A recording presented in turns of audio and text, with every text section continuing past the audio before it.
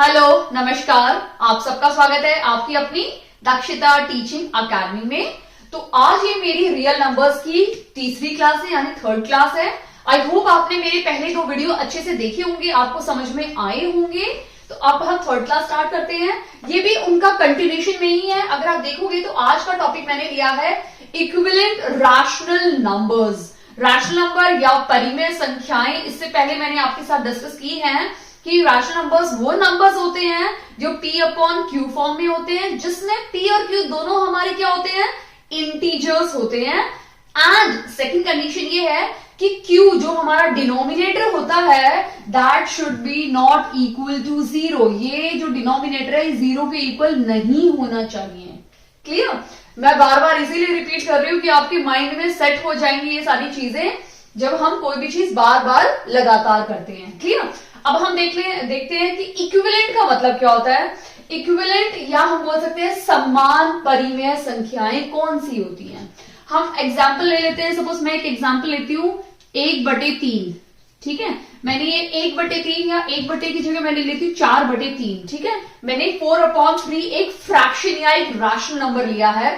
अब मुझे इस 4/3 के इक्विवेलेंट फ्रैक्शंस निकालने हैं। ठीक है, तो अगर मैं एग्जाम में पूछती हूं 2 इक्विवेलेंट फ्रैक्शन निकालिए, 3 इक्विवेलेंट फ्रैक्शन निकालिए, तो आप कैसे निकालेंगे। हम इसको सबसे पहले क्या करेंगे, 1 से मल्टीप्लाई करेंगे तो ऑलरेडी आपको क्या मिल जाएगा 4/3। ठीक है, अब हम 2 से मल्टीप्लाई करेंगे तो जब हम मल्टीप्लाई करेंगे ना तो हमें न्यूमरेटर और डिनोमिनेटर दोनों को मल्टीप्लाई करना है सेम नंबर से। तो जैसे मैंने फिर से लिख दिया 4/3 इंटू मैं 2 से मल्टीप्लाई करूंगी ऊपर नीचे। ठीक है, तो ये क्या हो जाएगा 4 2 8 एंड 3 2 6। क्लियर? अब मैं 3 से मल्टीप्लाई करती हूं क्योंकि मुझे इसके इक्विवेलेंट फ्रैक्शंस निकालने हैं। तो 3 इंटू 3, सॉरी हमारा इक्वल नहीं आएगा, मल्टीप्लाई आएगा। 4 3 12 एंड 3 3 9। क्लियर? अब हम एक और निकाल लेते हैं इक्विवेलेंट फ्रैक्शन 4/3 का। हम किससे मल्टीप्लाई करेंगे, अब 3 की जगह मैं 5 से मल्टीप्लाई कर देती हूँ। ठीक है, आप 4 से भी कर सकते हैं, 5 से भी कर सकते हैं। तो 5 4 20 एंड 5 3 15। यानी अगर आप देखोगे तो ये सारे क्या है, ये जो नंबर्स हैं 20/15, 8/6, 12/9, ये सारे क्या है, ये सारे इक्विवेलेंट फ्रैक्शन है 4/3 के। अब कैसे इक्विवेलेंट फ्रैक्शन है कि अगर मैं इनको कैंसिल करती हूं, यानी मैं जब इनको कट करती हूं ऊपर नीचे, तो हमें 4/3 ही मिलेगा। अगर मैं इसको कट करती हूं और मुझे 4/3 ही मिलता है, इसका मतलब ये सारे 4/3 के इक्विवेलेंट फ्रैक्शन है। क्लियर? चेक कर लेते हैं हम किससे कट करेंगे, 5 से। 5 4 20 एंड 5 5 25। ये आ गया 4 सॉरी यहां गलती हो गई है, 3 आएगा यहाँ, सॉरी 3। क्लियर? अब इसको कैंसिल करते हैं। 2 4 8 एंड 2 3 6, 3 4 12, 3 3 9। जब मैंने इनको कैंसिल किया, सॉरी यहां फिर से मैंने गड़बड़ कर दी। जब मैंने इनको कैंसिल किया तो मुझे क्या फ्रैक्शन मिले, 4/3 4/3 4/3। इसका मतलब अगर एग्जाम में पूछा जाता है क्वेश्चन कि find the equivalent fraction of, कोई नंबर दिया होगा और आपको ऑप्शंस दिए होंगे, तो आपको उसको देखना है वो किसके टेबल में आता है। जो उसके टेबल में आएगा ऊपर नीचे, ये चीज ध्यान देनी है कि न्यूमरेटर और डिनोमिनेटर दोनों ही सेम नंबर से मल्टीप्लाई हो। अगर वो सेम नंबर से मल्टीप्लाई नहीं हो रहे हैं तो वो हमारे इक्विवेलेंट फ्रैक्शन नहीं होंगे। ओके, आइए हम एक सिंपल सा क्वेश्चन सॉल्व करते हैं। इस बेस्ड एक एक्स्ट्रा क्वेश्चन देख लेते हैं। ओके, अभी हम एक एमसीक्यू क्वेश्चन देखते हैं कि किस टाइप के क्वेश्चन आपके एग्जाम में पूछे जा सकते हैं इक्विवेलेंट फ्रैक्शन से। तो यहाँ पे बोला हुआ है क्वेश्चन में कि अ रैशनल नंबर, हमें ये रैशनल नंबर दिया हुआ है 8/7, इसका हमें इक्विवेलेंट फ्रैक्शन निकालना है। क्लियर? तो सबसे पहले हम यहाँ देख लेते हैं, इनको कैंसिल करके देखते हैं ऑप्शन में से ही। ठीक है, तो ऑप्शन में से कैंसिल करेंगे तो ये 16 है और ये 15 है। ऐसा कोई भी टेबल नहीं है जो दोनों एक ही टेबल में आते हो, तो ये हमारा ऑप्शन कैंसिल हो जाता है। ठीक है, ओके, अभी हम सेकंड वन देखते हैं, बी ऑप्शन। तो बी ऑप्शन किसके देख लेते हैं, 8 की टेबल में 72 आता है, यस आता है। ठीक है, 8 9 तो ये 9 72 आता है। क्या 7 की टेबल में 63 आता है, यस आता है। 7 9 63 आता है, यानी ये दोनों के दोनों टेबल 8 और 9 में आ रहे हैं। कितने 9 तो 8 इंटू 9 72 हो जाता है और 7 इंटू 9 क्या हो जाता है 63 हो जाता है, यानी ये हमारा राइट ऑप्शन है। क्लियर? फिर भी हम बाकी ऑप्शंस भी देखेंगे, जैसे यहाँ पे 18/21 दिया हुआ है, क्योंकि 8 की टेबल में 18 आता है, बिल्कुल नहीं आता, नहीं आता, बट 7 की टेबल में 7 3 21 आता है। मैंने बोला था दोनों ही टेबल में आने चाहिए, जैसे यहाँ पे ये 8 2 16 है, बट ये 7 की टेबल में नहीं आता, तो ये भी ऑप्शन गलत हो गया, तो ये भी ऑप्शन हमारा कैंसिल हो जाता है। लास्ट देख लेते हैं, 8 5 40, यानी ये क्या आता है 8 5 40 होता है। क्लियर?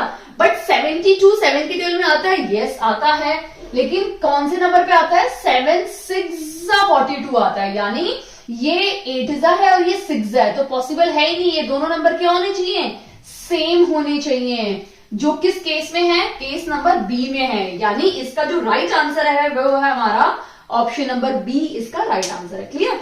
इस तरह से आप किसी भी फ्रैक्शन का इक्विवेलेंट फ्रैक्शन निकाल सकते हैं। क्लियर? आपको सिर्फ करना क्या है, 8/7 जो हमारा नंबर था उसको आपको अलग अलग नंबर से मल्टीप्लाई करना है, लेकिन ध्यान में एक बात रखनी है कि दोनों नंबर सेम हो। ठीक है? तो यहाँ पे दोनों नंबर हमारे क्या थे 9, जो दोनों सेम थे, तभी हमें क्या फ्रैक्शन मिला है 72/63, इसीलिए ये हमारा राइट आंसर है। क्लियर? आई होप आपको अच्छे समझ में आ गया है। अब हम नेक्स्ट टॉपिक देखते हैं। जो टॉपिक है वो काफी बार एग्जाम में बार बार पूछा जाता है कि अगर आपको दो रैशनल नंबर दिए हुए हैं, सपोज हमें रैशनल नंबर दिया है 5 और दूसरा रैशनल नंबर हमें दिया है सपोज 8 दिया है। क्लियर? इन दोनों रैशनल नंबर के बीच में हमें कितने रैशनल नंबर हम निकाल सकते हैं। क्लियर? यानी अगर दो रैशनल नंबर हमें दिया हुआ है, ये भी रैशनल नंबर है और 8 भी हमें पता है ये हमारा रैशनल नंबर है या परिमेय संख्या है, अब किन्हीं भी दो परिमेय संख्याओं के बीच में हम कितनी संख्या निकाल सकते हैं, यानी कितने नंबर्स निकाल सकते हैं, वो हमारा आंसर है इन्फिनाइट। आप बहुत सारे नंबर्स निकाल सकते हैं। अगर आप देखेंगे तो 5 और 8 के बीच में हमें नंबर सिस्टम बना के पहले आपको समझाती हूं, फिर मैं आपको इसको फॉर्मूला देती हूं। 5 के बाद क्या आता है हमारा 6, मैं इसको सेंटर में बना देती हूं तो इजी होगा। 7 और 6 यानी 6 और 7 अगर आप देखेंगे तो आपको सिर्फ दिखने में लग रहा है कि नहीं इसमें के बीच में सिर्फ दो ही नंबर है, लेकिन ऐसा नहीं है, इनके बीच में बहुत सारे नंबर होते हैं। अगर आप देखोगे तो ये 5 होता है, इसके पहले 4 3 2 1, ठीक है, 6 7 8 9, ठीक है, इनके बीच में भी नंबर्स होते हैं, उनके बीच में भी नंबर्स होते हैं, तो बहुत सारे छोटे छोटे अगर देखोगे 5.2323 ऐसे ऐसे नंबर्स भी होते हैं। इसका मतलब अगर आपको क्वेश्चन पूछा जाए कि किसी दो रैशनल या परिमेय संख्याओं के बीच में कितनी संख्या होती हैं, तो आप लिखेंगे इन्फिनाइट संख्याएं होती है, बहुत सारी संख्याएं होती हैं। ठीक है, ये सिर्फ देखने से 6 और 7 इसका मतलब सिर्फ दो ही संख्याएं नहीं है, बहुत सारी संख्याएं हैं। आप इसको फाइंड भी कर सकते हो अपना स्केल यूज करके या उसको ड्रॉ करके। इसको एक मेथड होता है जो आपकी क्लास 9th सीबीएसई में है, दैट इज एस्टिमेशन मेथड। उस एस्टिमेशन मेथड में आपको काफी डिटेल्स में एक्सप्लेन किया है। ठीक है, तो उस एस्टिमेटेड मेथड से आप बहुत सारे इन्फिनाइट नंबर्स निकाल सकते हैं किन्हीं भी दो रैशनल नंबर के बीच में। क्लियर? अब हम देखते हैं इसका फॉर्मूला कि अगर आपको फॉर्मूले से निकालना हो तो आप कैसे निकालेंगे। तो फॉर्मूला बहुत ज्यादा ही इजी है, आपको कुछ नहीं करना, आपको याद रखना है कि ये हमारी a है यानी एक इंटीजर है, ये हमारा b है ये भी एक इंटीजर है। तो अगर आपको कोई भी दो रैशनल नंबर के बीच में नंबर्स निकालने हैं तो आपको ये फॉर्मूला यूज करना है a plus b divide by 2। इस फॉर्मूले से आप किन्हीं भी दो रैशनल नंबर के बीच के नंबर्स निकाल सकते हैं। हम फाइंड करके देखते हैं, 5 प्लस 8 डिवाइड बाई 2, तो 13 डिवाइड बाई 2 हो गया। ठीक है, अब 13 को इसे डिवाइड करेंगे तो क्या होगा 6.5 आएगा ना। अगर आपको पता हो तो 6.5 इन दोनों नंबर्स के बीच में ही आता है। क्लियर? तो इस फॉर्मूले से आप रैशनल नंबर्स को निकाल सकते हैं। क्लियर? अगर आपको और निकालना है तो आप इन दोनों के बीच का निकाल लीजिए। अभी इसको b ले लीजिए, इन दोनों को इसी फॉर्मूले में यूज करके निकाल लीजिए, फिर इसको a ले लीजिए, इसको b ले लीजिए और इन दोनों को यूज करके सेम फॉर्मूले से आप इन दोनों के बीच के रैशनल नंबर निकालिए, इन दोनों के बीच के रैशनल नंबर निकालिए, और ये मेथड कंटिन्यूशन मतलब कंटिन्यूअसली चलता ही रहेगा, आपको रैशनल नंबर मिलते ही रहेंगे। क्लियर? तो अगर एग्जाम में पूछा जाता है तो आप इस फॉर्मूले से कोई भी दो रैशनल नंबर के बीच के नंबर्स निकाल सकते हैं। ठीक है, तो ये तो बात हुई हमारे रैशनल नंबर्स के बीच की। अब बात मैं करती हूं इर्रेशनल नंबर के बीच की। अगर आपको दिए जाते हैं दो इर्रेशनल नंबर, ठीक है, 2 और 3, ठीक है, या हम ले लेते हैं 5, ठीक है, तो हमारे पास दो इर्रेशनल नंबर है, √2 और √5, ठीक है। अब इन दोनों के बीच के हमें नंबर्स निकालने हैं। तो अगर कभी भी एग्जाम में पूछा जाए कि इर्रेशनल नंबर्स के बीच का नंबर्स आप कैसे निकालेंगे, तो आपको वही फॉर्मूला यूज करना है। क्या करेंगे हम? √AB, ठीक है, इसमें A ये है हमारा, B ये है हमारा, तो इससे आप दो इर्रेशनल नंबर के बीच के रूट्स को निकाल सकते हैं। ठीक है, तो ये हो जाएगा 2 × 5 यानी हमारा √10 हो जाएगा। क्लियर? तो आप √10 को इस तरह से निकाल सकते हैं। ठीक है, तो आपको दो इर्रेशनल नंबर के बीच के इर्रेशनल नंबर्स मिल जाएंगे। क्लियर? आई होप आपको अच्छे से समझ में आ गया है।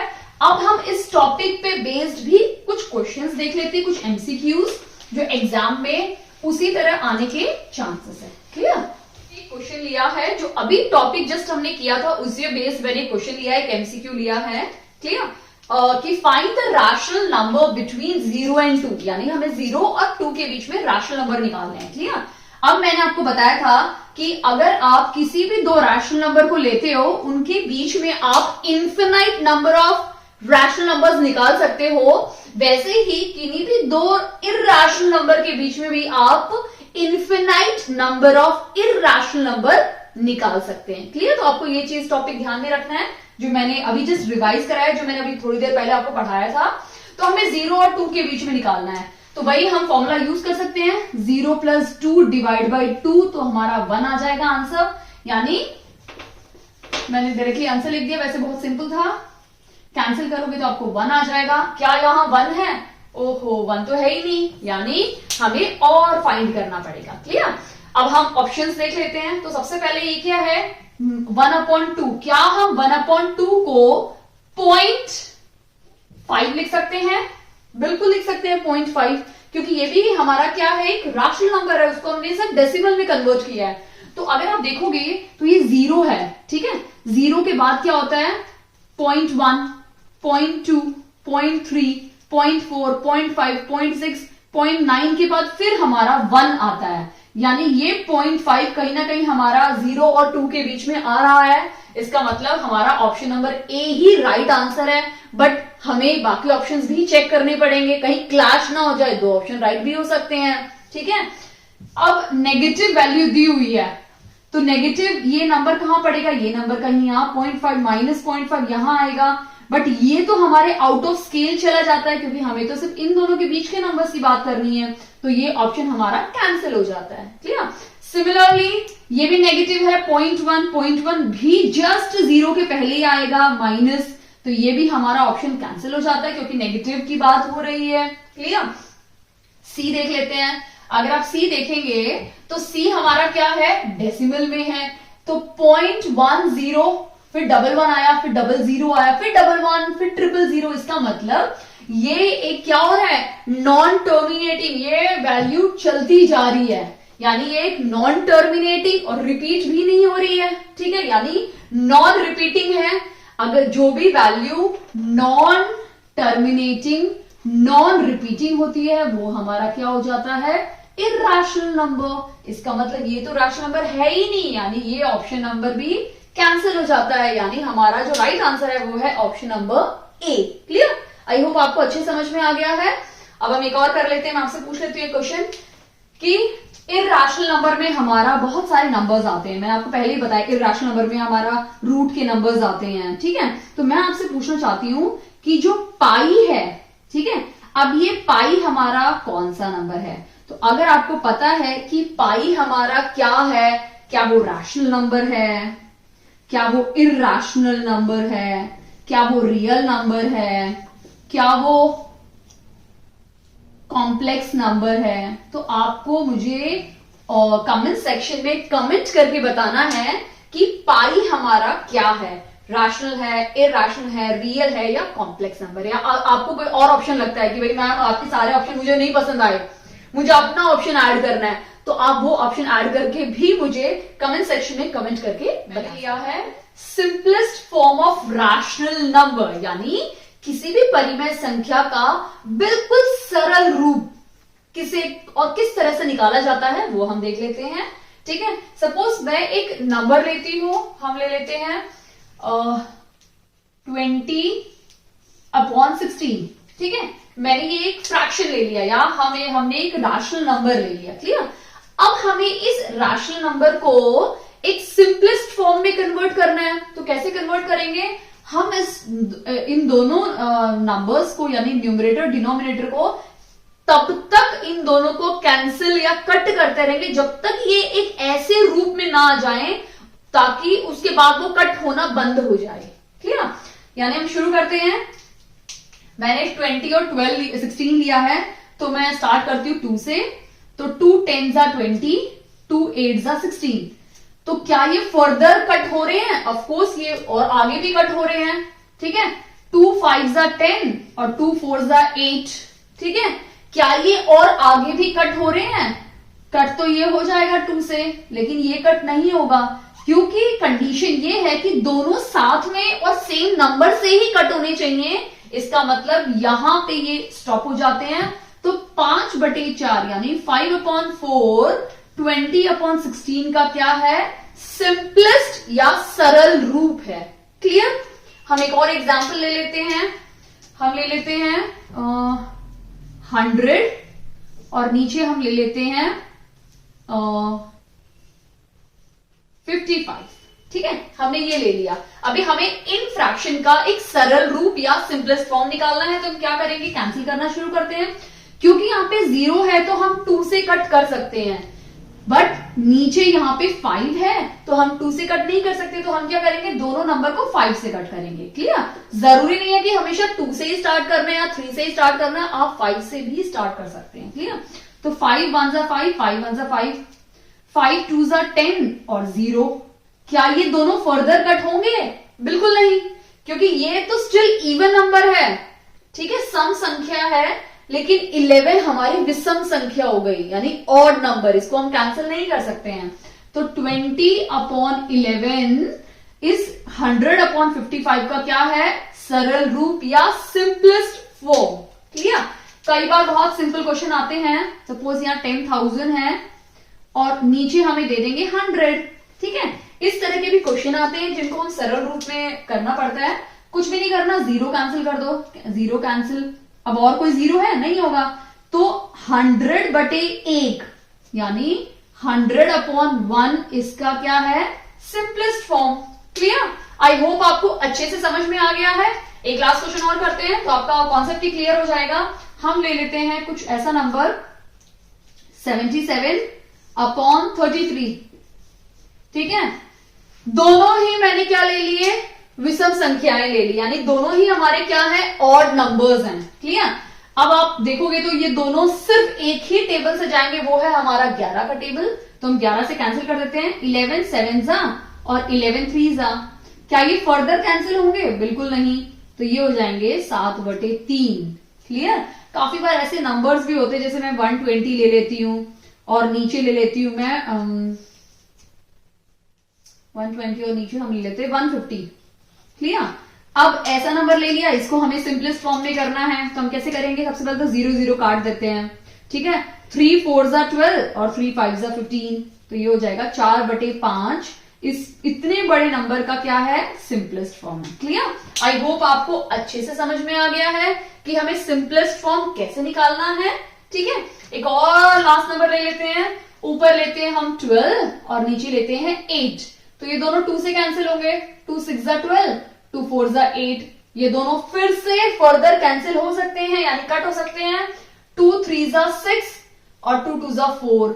अब ये 3/2 इस 12/8 का क्या है? सिंपलेस्ट फॉर्म है। क्लियर? आई होप आपको अच्छे समझ में आ गया है कि किसी भी रैशनल नंबर का आपको अगर सिंपलेस्ट फॉर्म पूछा है तो आपको एग्जाम में कुछ भी नहीं करना, आपको चेक करना है ऑप्शंस में से भी आप चेक कर सकते हैं कि कौन उसके टेबल में आ रहा है। अगर आप देखोगे 5/4 है, ये दोनों ही दोनों के दोनों 2 के टेबल में आ रहे हैं, या दोनों के दोनों किसके टेबल में आ रहे हैं, 4 के टेबल में आ रहे हैं, तो आपको इजीली पता चल जाएगा। अभी एक इंपॉर्टेंट टॉपिक रियल नंबर्स में ये है कि काफी बार क्वेश्चन पूछा जाता है, सपोज मैंने लिया 0.2 और ये बार बार रिपीट हो रहा है 0.2, ठीक है।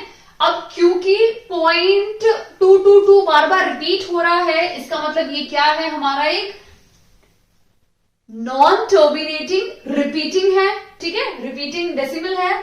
इसका मतलब ये क्या है, एक इर्रेशनल नंबर है। तो क्या हम इसको इस तरह से लिख सकते हैं 0.2 बार, बिल्कुल लिख सकते हैं। बार का मतलब ही होता है कि ये पर्टिकुलर नंबर बार बार रिपीट हो रहा है। क्लियर? तो अब अगर क्वेश्चन आए कि इसको डेसिमल को हमें कन्वर्ट करना है P/Q फॉर्म में, तो कैसे करेंगे? ठीक है, क्योंकि ये नंबर तो जैसे भी नॉर्मल अगर हम नंबर लेते हैं 0.2, तो इसको हमें अगर फ्रैक्शन में कन्वर्ट करना है तो हम क्या करते हैं, हम इस डेसिमल को हटा देते हैं। तो अगर हम डेसिमल को हटाते हैं तो डेसिमल की जगह पे हम 1 लिखते हैं, और डेसिमल के बाद क्या नंबर है, एक ही नंबर है, तो हम एक 0 डाल देते हैं। तो ये हमारा बन जाता है 2/10। तो ये हमारा 0.2 को हमने कन्वर्ट किया फ्रैक्शन में 2/10। ये तो बहुत इजी है, बट हमें अभी ऐसे नंबर को कन्वर्ट करना है जो बार बार रिपीट हो रहा है। तो उस टाइम पे हमें क्या करना है, आपको ये चीज ध्यान देनी है।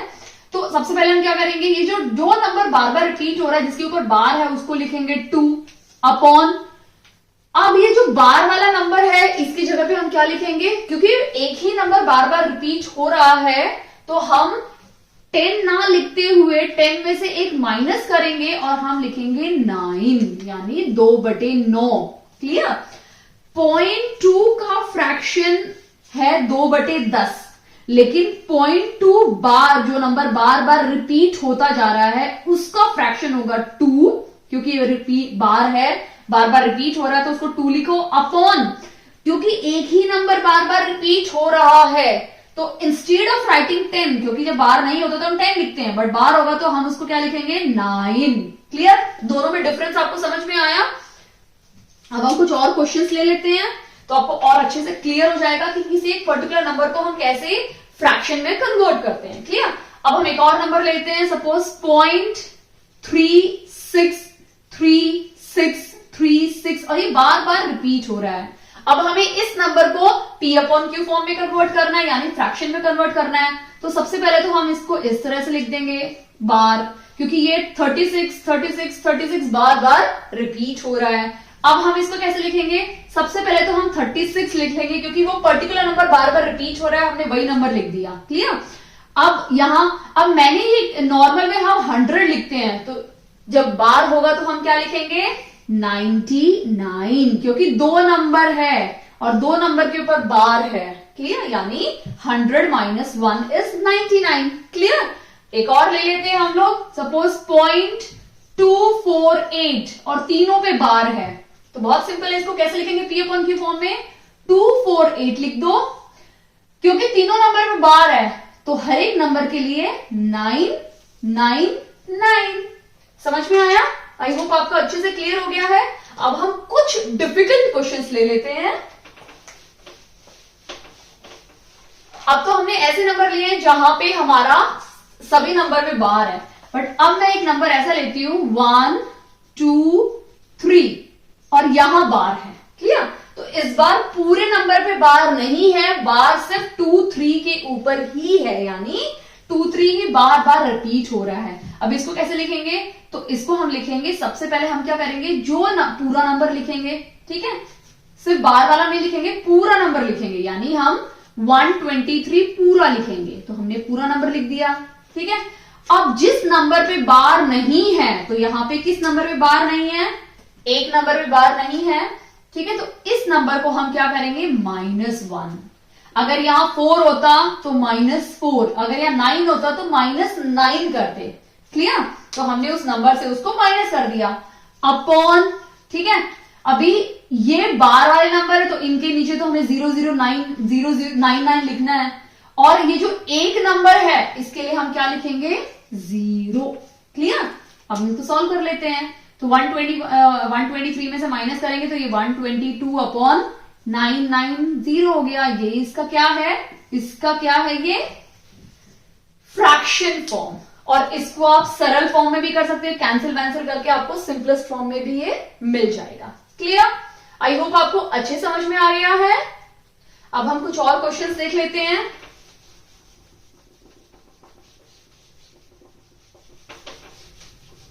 ठीक है, एक और क्वेश्चन ले लेते हैं हम लोग। इस बार हम लेते हैं 0.1048। क्लियर? और बार सिर्फ इन दोनों के ऊपर है इस बार। ठीक है, तो इस बार मैंने 2 नंबर बिना बार के रख लिए और 2 नंबर बार के साथ रखे हैं। अब इसको हमें P/Q यानी हमें इसको फ्रैक्शन फॉर्म में कन्वर्ट करना है। तो सबसे पहले मैंने क्या बोला था, पूरा नंबर लिख दो, यानी 1048 पूरा लिख दिया। अब हमें किससे माइनस करना है, जो नॉन बार वाले नंबर्स हैं, यानी 10 से माइनस कर दो, क्योंकि नॉन बार वाले से भी 10 है, अपॉन ये दोनों बार वाले हैं तो 99 और ये बिना बार वाले हैं तो 00। क्लियर?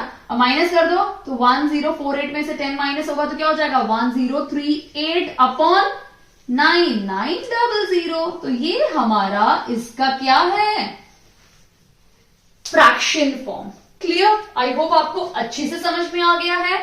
अब मैं एक और क्वेश्चन लेने वाली हूं, थोड़ा सा बिट डिफिकल्ट वन। क्लियर? अब हम ले लेते हैं 1.1048।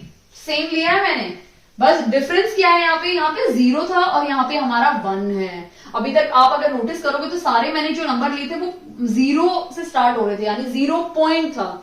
यहाँ पे है 1 पॉइंट। तो कुछ भी नहीं करना, बहुत सिंपल है। क्या हम इसको इस तरह से लिख सकते हैं, 1 प्लस 0.1048 बार। तो ये और ये तो बिल्कुल सेम हो गया। ठीक है, तो क्या करना है, 1 प्लस जो ये पूरा हमने सॉल्व किया था, इसका जो आंसर आया था वो हम यहां लिख देते हैं 1038/9900। क्लियर? अब कुछ भी नहीं करना, क्या करना है हमें, या फिर तो आप इसको इस तरह से लिख सकते हो 1038/9900, यानी इसको हमने किस में लिख दिया, मिक्स्ड फ्रैक्शन में लिख दिया। आप इसको इस तरह भी छोड़ सकते हो या फिर आप इसको फर्दर सॉल्व कर सकते हो बाय टेकिंग एलसीएम। क्लियर? हम इसको भी एलसीएम लेके भी सॉल्व कर सकते हैं। इसको मैं यहां सॉल्व करती हूं, मैं 9900 को एलसीएम ले लेती हूं, तो ये हो जाएगा 1038 और ये 9900, दोनों का ऐड कर दो, 839/9900। ये इसका फाइनल फॉर्म है। अगर इसको इससे मल्टीप्लाई करते हो तो आपको यही आंसर मिलेगा। क्लियर? आई होप आपको अच्छे समझ में आ गया है। अगर 1 की जगह पे आपके पास 9 हो तो 9 प्लस कर दो, 8 हो तो आपको 8 प्लस करना है, बहुत सिंपल है। क्लियर? अब अगर कोई भी एग्जाम में क्वेश्चन पूछा जाता है आपसे, उसका आपको P/Q फॉर्म करना है, तो आप ट्रेडिशनल मेथड को ड्रॉप करके you can use this method, फटाफट आपका आंसर मिल जाएगा और आपका सही उत्तर ही मिलेगा, क्योंकि प्रैक्टिस करोगे तो ऑब्वियस सी बात है आंसर आपके राइट आने लग जाएंगे। क्लियर? अब हम कुछ एक्स्ट्रा एमसीक्यूज देखते हैं, जो मैंने रैशनल और इरेशनल या रियल नंबर्स के टॉपिक्स पे ही क्वेश्चंस लिए हुए हैं। Clear? Real numbers, which of the following is an irrational number. इससे पहले मैंने आपको पहले वाले वीडियोस में भी डिस्कस किया था, फ्रॉम डे 1 यानी क्लास 1 से मैं आपके साथ डिस्कस कर रही हूं व्हाट आर रैशनल नंबर या परिमेय संख्या, अपरिमेय संख्या कौन सी होती है। तो अगर हम इसमें देखेंगे तो 3 जो अपरिमेय संख्या यानी इरेशनल नंबर वो नंबर्स होते हैं जो ना तो P/Q फॉर्म में होते हैं, तो यहाँ पे एक भी नंबर P/Q फॉर्म में नहीं है।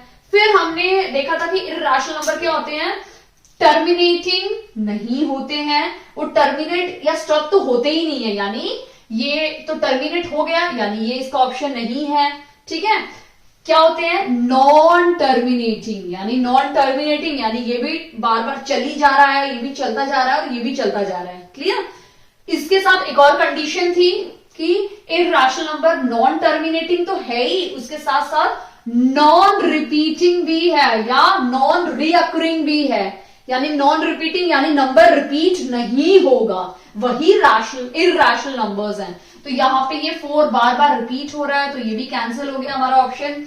यहाँ पे अगर आप देखोगे तो 1 4 1 4 1 4 बार बार रिपीट हो रहा है, तो ये भी हमारा ऑप्शन क्या हो गया, कैंसिल। अब बी में देख लेते हैं, 3.14 है, फिर 11 है, फिर 41 है, फिर 11 है, यानी यहां पे अगर आप देखोगे तो हर एक नंबर अलग अलग नंबर है, यूनिक नंबर है, ठीक है, रिपीट एक भी नंबर नहीं हो रहा है। इसका मतलब ऑप्शन नंबर बी हमारा यहाँ पे राइट आंसर है। क्लियर?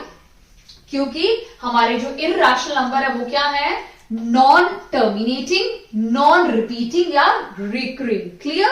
आई होप आपको अच्छे से समझ में आ गया है। अब हम सेकंड देख लेते हैं कि which of the following is a rational number.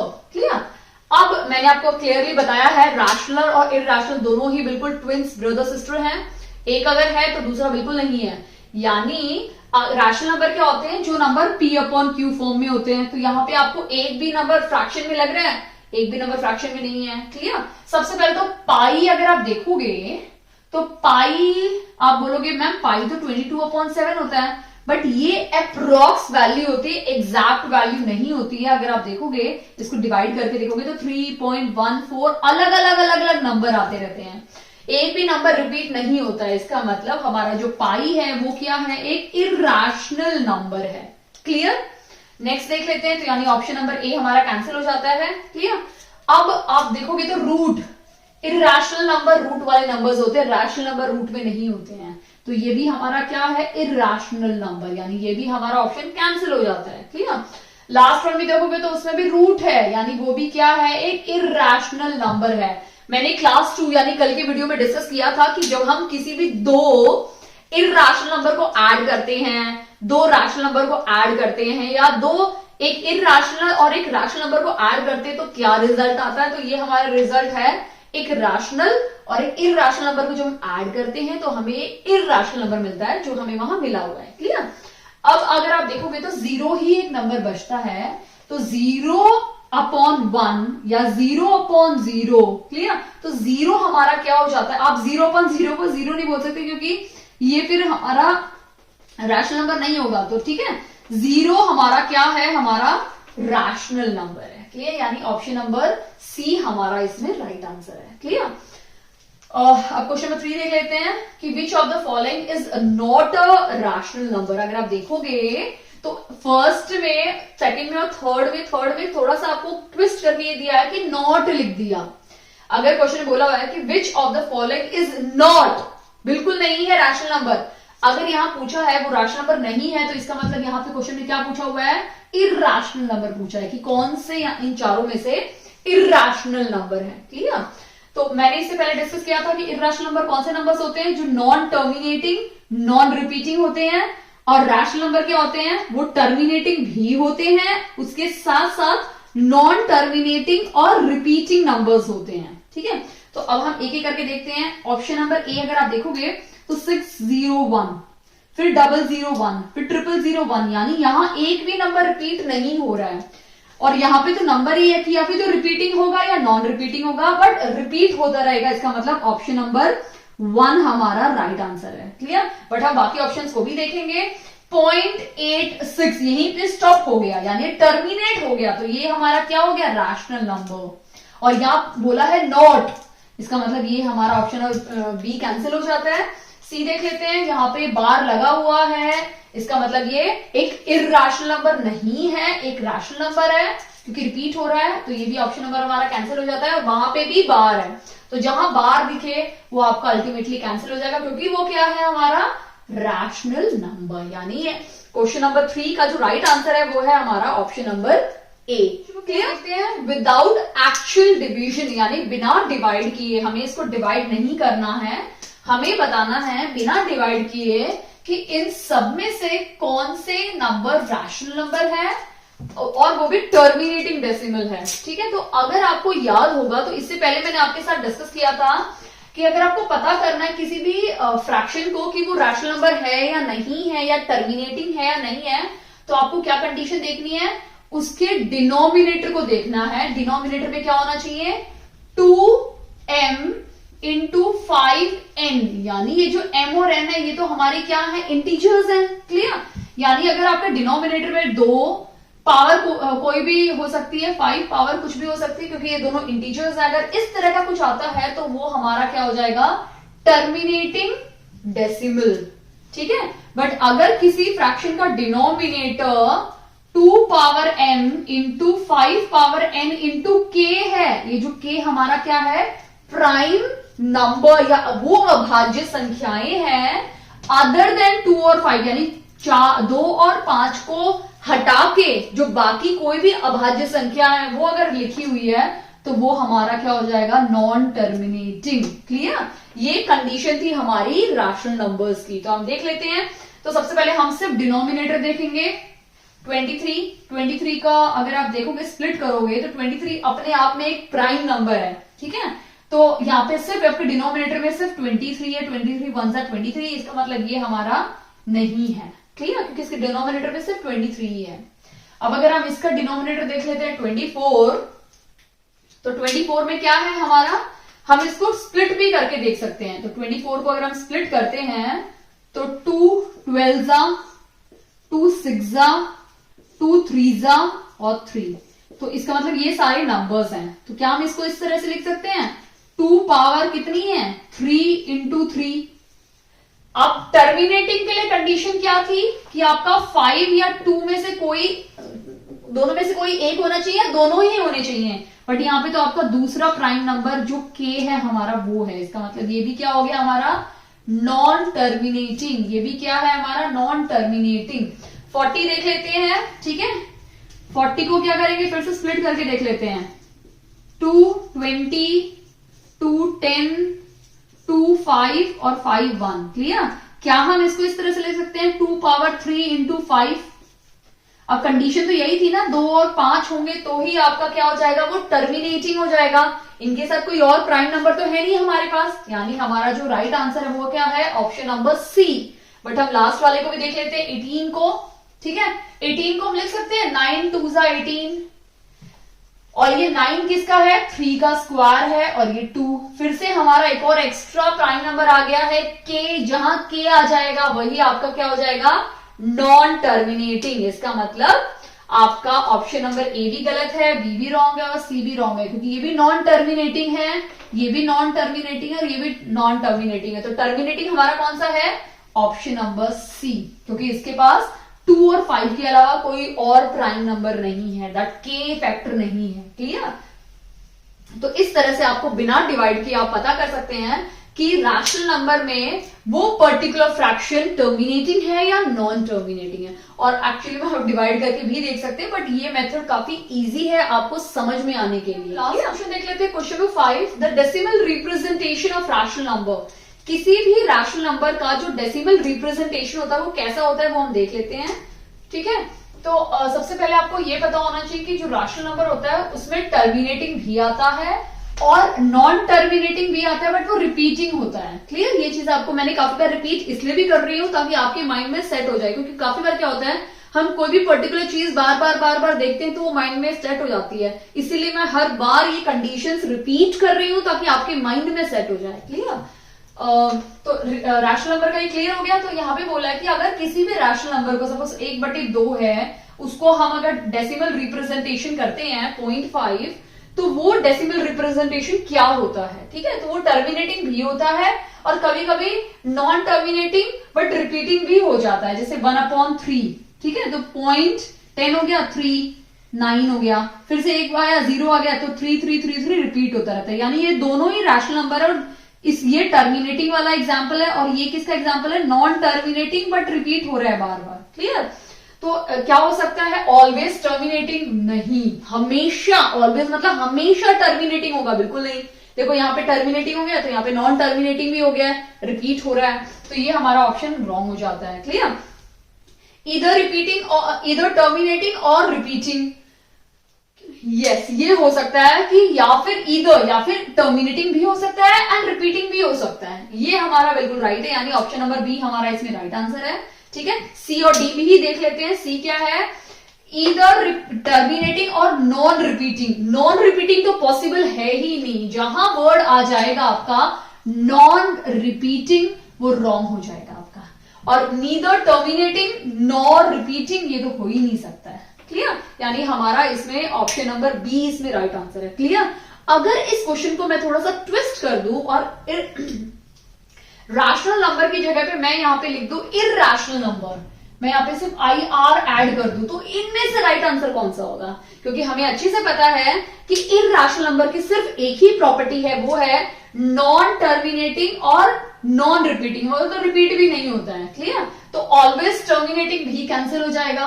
Clear, इधर टर्मिनेट ये भी कैंसिल है क्योंकि ये तो रैशनल नंबर की है। इधर टर्मिनेटिंग नॉन रिपीटिंग ये भी नहीं होगा क्योंकि टर्मिनेट का नाम भी यूज किया गया है। जहां जहां टर्मिनेट है ना वर्ड, यहाँ पे भी टर्मिनेट है कैंसिल हो गया, यहाँ पे भी टर्मिनेट है कैंसिल हो गया, यहाँ पे भी टर्मिनेट है कैंसिल हो गया, यानी वो नीदर टर्मिनेटिंग, ना तो टर्मिनेटिंग होगा और ना ही रिपीटिंग होगा, यानी ऑप्शन नंबर डी इसमें राइट आंसर होगा अगर क्वेश्चन पूछा जाएगा इररैशनल नंबर के बारे में। ठीक है, बट अगर रैशनल नंबर के बारे में पूछा जाता है तो हमारा ऑप्शन नंबर बी इसमें राइट आंसर है। क्लियर, आई होप आपको अच्छे से समझ में आ गया ये वीडियो। अगर आपको कोई भी डाउट है तो प्लीज मुझे कमेंट सेक्शन में कमेंट करके बताइए, और प्लीज अगर आपने चैनल सब्सक्राइब नहीं किया है तो प्लीज चैनल को सब्सक्राइब कीजिए। आपको जल्दी से जल्दी नोटिफिकेशन मिलेगी, उसके लिए बेल आइकन एक बना हुआ है राइट साइड में, उसको भी प्रेस कीजिए। और अगर कोई भी समस्या आए इन बिटवीन, कोई भी क्वेश्चन में अगर आपका डाउट आ जाता है या आपको एक्स्ट्रा क्वेश्चंस चाहिए तो प्लीज मुझे कमेंट सेक्शन में कमेंट करके बताइए। Okay, thank you so much.